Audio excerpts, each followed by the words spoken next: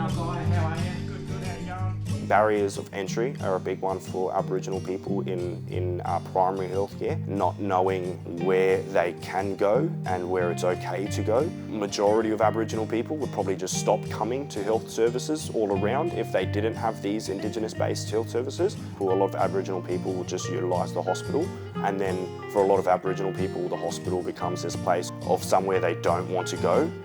Patients a day, they wanted to register for the bowel screening kit. Well, you know, it's probably easy. I've got a form I'll print it out for you. The men like to see the same people. They don't have to tell the same story over and over to different doctors.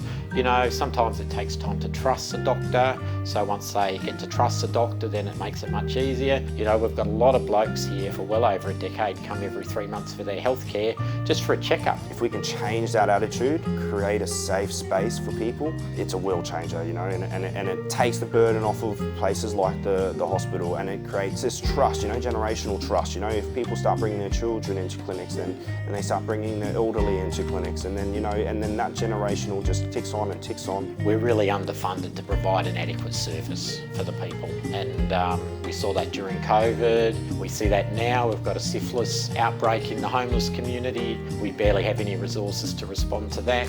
Funding and healthcare, it goes hand in hand. I think we do incredible work with what we've got, you know. I think the people go above and beyond in healthcare, you know, just doing extra hours, and if we could have more drivers, if we could have more facilities, more outreach, all of those things would provide more of our impact on the community.